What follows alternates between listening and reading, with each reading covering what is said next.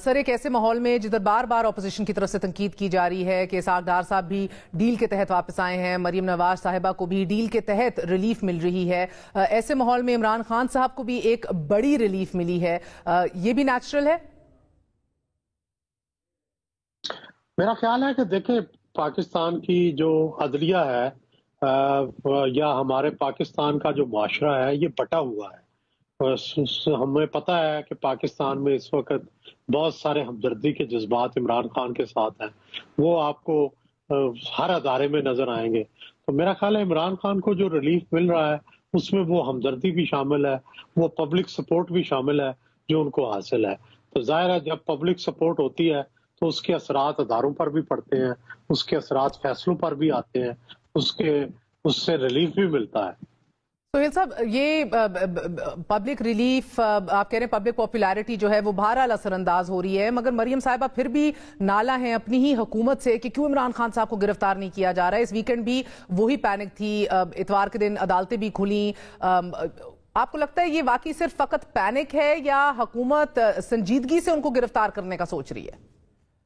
میرا خیال ہے کہ یہ رسک لینا بھی نہیں چاہیے اور ضرورت بھی نہیں ہے۔ کوئی ایسا کیس نہیں ہے کہ جس میں عمران خان کو فوراً اریسٹ کیا جائے۔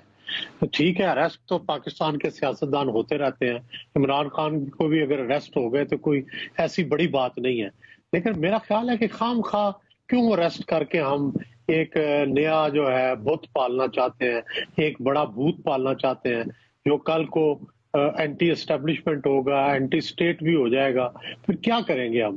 تو یہ اس طرح کی پریکٹس سے باز رہنا چاہیے۔ جو چیز اوائڈ ہو سکتی ہے وہ اوائڈ کریں۔ جب کوئی عمران خان ایسی غیر قانونی حرکت کریں گے جس کے سوا ان کی اریسٹ کے سوا چارہ کار نہ ہو تو پھر ضرور یہ کر لیں۔ بڑائچ صاحب، یہ ہم نے ماضی میں بدقسمتی سے دیکھا ہے کہ ایک ادارہ بہرحال حاوی رہا ہے دیگر اداروں پہ بھی، نظریہ ضرورت کو بھی دفن کر دیا سپریم کورٹ نے، مگر for the longest time we suffered because of it. آج آپ کو وہی والی انڈیپینڈنس آف جوڈیشری دکھ رہی ہے یا آپ کو کہیں نہ کہیں وہ اثر، وہ دباؤ جو ہے روایتی آج بھی اس کی جھلک نظر آ رہی ہے؟ میرا خیال ہے کہ عدلیہ بٹی ہوئی ہے۔ عدلیہ کو ہم اس طرح سے اب انڈیپینڈنس یا جتنی پہلے کے ایک زمانے میں عدلیہ ہو گئی تھی اور اپنی مرضی کرتی تھی وہ ہمیں نظر نہیں آتا، بٹی ہوئی ہے۔ کچھ طبقات جو ہیں وہ ایک طرف ہیں، کچھ طبقات ایک طرف ہیں، اور ہمیں فیصلوں میں بھی وہی ٹینشن نظر آتی ہے کہ ایک طرف کے فیصلے آ رہے ہیں پھر دوسری طرف کے فیصلے آ رہے ہیں۔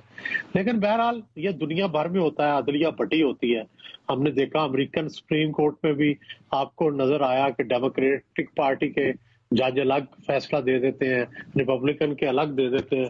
یہ تو جب تک انسان ہے اس کے باعث اس کے ساتھ رہتے ہیں، تو ہمیں انہی کے ساتھ زندہ رہنا ہوگا۔ بڑائچ صاحب، مگر ہم صورتحال بڑی سنجیدہ ہے، ہم دیکھ رہے ہیں ایک طرف عمران خان صاحب کمیونیکیشن میں بھی ہیں اسٹیبلشمنٹ سے، دوسری طرف جو ہے وہ دباؤ بھی بڑھاتے چلے جا رہے ہیں۔ اب عوام کو یہ پوچھنا شروع ہو گئے جلسوں میں کہ کیا عوام معاف کرے گی جو لوٹوں سے جو چوروں سے چوکیدار ملا ہو۔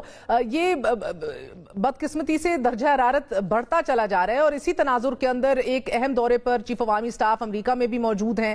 ساتھ ہی آج سابق وزیر اعظم یوسف رضا گیلانی نے بھی کہا کہ تقرری کے معاملات میں عمران خان صاحب کا کوئی لینا دینا نہیں ہے، نہ اس کے اوپر کامنٹ کریں اور بات کریں۔ آپ کو یہ تنازع بڑھتے ہوئے دکھائی دے رہا ہے یا ان قریب 2 مہینوں میں یہ تھمتا ہوا دکھائی دے رہا ہے ایز وی ہیڈ ٹورڈز 29 نومبر؟ ہم نے دیکھا کہ حکومتیں اپنی مرضی کے مطابق فیصلے کرتی ہیں، لیکن پھر بھی ضروری نہیں کہ آرمی چیف ان کی مرضی کے مطابق چلے۔ تو اس لیے جب یہ چیز سیٹ ہو چکی ہے کہ نواز شریف نے اتنے آرمی چیف لگائے لیکن کوئی بھی ان کے حق میں ان کے ساتھ نہیں چلا، تو اس لیے یہ تو طے ہو گیا کہ آرمی چیف کی اپوائنٹمنٹ الگ چیز ہے، بعد میں اس کا کنڈکٹ الگ چیز ہے۔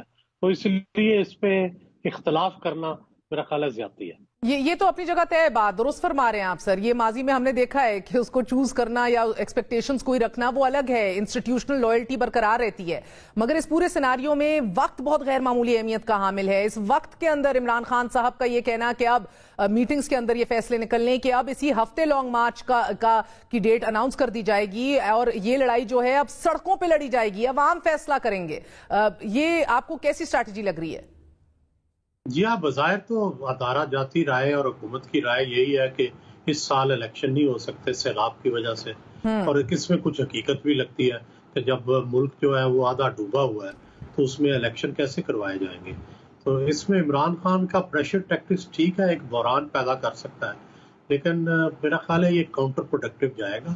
یہ یو ڈی ایف ہوتا تھا ایک، بھٹو صاحب کے زمانے میں اس نے بھی اسی طرح کی کال دے دی تھی اور سیلاب آ گیا تھا تو یو ڈی ایف ہی ختم ہو گئی تھی. تو اس طرح عمران خان کو بھی سوچنا چاہیے کہ ان کے کوئی ایسے اقدامات نہ ہو کہ وہ جو ان پاپولر ہو جائیں یا ناکام ہو جائیں اور پھر وہ دوبارہ جو پاپولیرٹی کی یہ ہائٹ ہے. سوچا تو ہوگا وڑائد صاحب، بلکہ وار گیمنگ بھی زوروں پہ ہے ابھی بنی گالہ میں. ہر دو صورتوں میں اگر نئی تقرری ہوتی ہے یا کرنٹ قیادت کو ہی برقرار رکھا جاتا ہے جس طرح انہوں نے پہلے پروپوز کیا عمران خان صاحب کے شو میں، ہر دو صورتوں میں آپ کو عمران خان صاحب کی سیاست پہ کیا اثر دکھ رہا ہے؟ میرا تو یہ خیال ہے کہ فوراً نئی کمان سے کوئی فیصلے نہیں بدلیں گے. فوج نے سوچ سمجھ کر ہی جو عمران خان صاحب کی حکومت سے رخصتی ہوئی، میرا خیال ہے کہ اب تو اس کی وجوہات بھی سامنے آ چکی ہیں. جو عمران صاحب کی اور باجوہ صاحب کی ملاقات ہوئی ہے اس میں باجوہ صاحب نے انہیں صاف کہا ہے کہ اگر آپ کی حکومت رہتی تو ہم ڈیفالٹ ہو جاتے. تو یہ اتنی بڑی وجہ ہے کہ جس کی وجہ سے حکومت کو بھیجنا جو ہے وہ درست تھا. تو بات یہ ہے کہ فوج نے اگر یہ فیصلہ کیا تھا اور یہ ہونے دیا تھا، اس کو نہیں روکا تھا، اور اس کے بعد موجودہ حکومت کی وہ سپورٹ کر رہی ہے، تو میرا نہیں خیال کہ فوری طور پر اس کے اندر کوئی سوچ میں تبدیلی آئے گی یا فوری طور پر وہ جو ہے جو ہی تقرری ہوگی کوئی نیا الیکشن اعلان ہو جائے گا. میرا خیال ہے اسی طرح معاملات چلتے رہیں گے، کیونکہ جو بھی فوج کا بندہ آئے گا چاہے موجودہ ہو یا نئے آئیں، وہ پہلے ہی فیصلہ سازی میں شامل ہے، وہ پہلے ہی اپر ایچیلان میں شامل ہے جو یہ فیصلے کرتے ہیں. تو اس لیے ان کو پہلے ہی پتا ہے کہ کیا فیصلے ہو رہے ہیں اور کدھر ملک کو لے کے جانا ہے.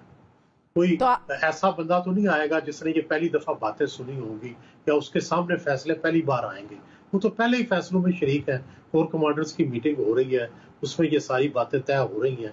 تو اس لیے میرا خیال ہے کہ کوئی فوری تبدیلی آنے کا امکان نہیں. مگر سر ایک بڑا نیچرل سا بہت سخت دباؤ ہے انسٹیٹیوشن کے اوپر بھی. جو بھی نیا آئے گا وہ یہ کوشش نہیں کرے گا کہ اس دباؤ کو ہلکا کیا جائے، اس بوجھ اور وزن کو ہلکا کیا جائے. ایک بار پھر جو تاثر ہے کہ ایک ملاپ ہوا ہے حکومت کے ساتھ، اس تاثر کو زائل کیا جائے. اور اس پوری صورتحال کے اندر آپ کو یہ نہیں ہوتے دکھ رہا، یعنی کہ معاملات جو ہیں وہ ایک مخصوص سمت میں اب آگے بڑھیں گے؟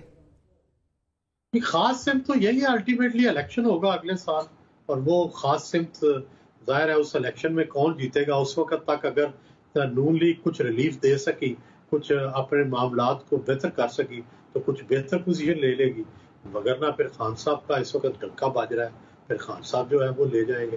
لیکن مجھے لگتا ہے کہ نون بھی اپنی پوزیشن بہتر کرے گی.